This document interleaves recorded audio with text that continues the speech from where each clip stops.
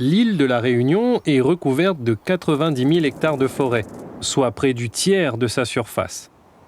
Certaines de ces forêts, parfois peu connues du grand public, portent l'héritage du lien que les hommes ont tissé avec elles au fil des siècles, à l'instar de la forêt de l'étang salé.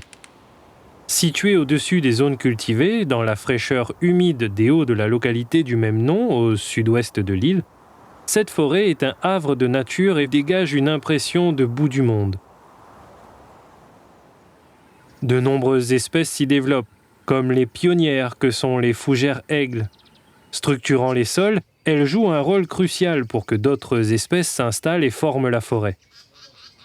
De grands arbres s'étirent vers la canopée, mélange de bois indigènes et d'espèces exotiques introduites par l'homme, comme le goyavier.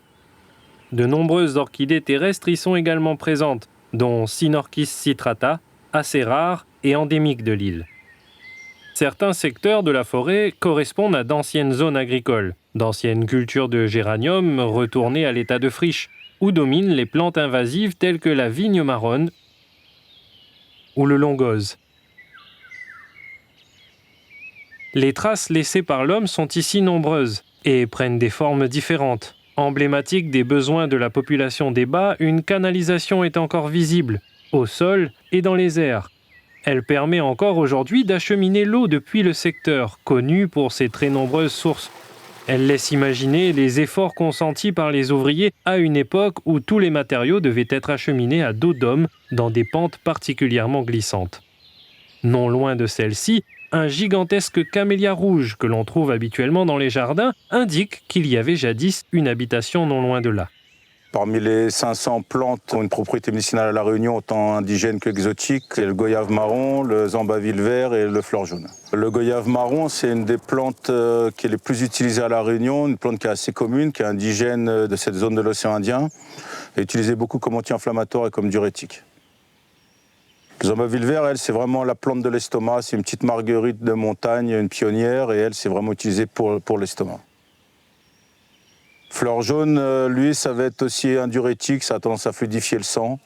Donc ça rentre aussi en termes anti-inflammatoires pour rafraîchir. Les humains ont vécu dans la forêt et ont développé une connaissance des usages des plantes.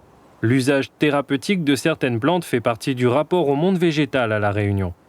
La nature a aussi été investie d'une dimension sacrée ou de support au sacré. Des édicules religieux, à la gloire de la Sainte Vierge, témoignent également de la présence humaine dans le cœur de cette forêt native, comme ces vierges situées sur le sentier à proximité du Piton-la-Croix.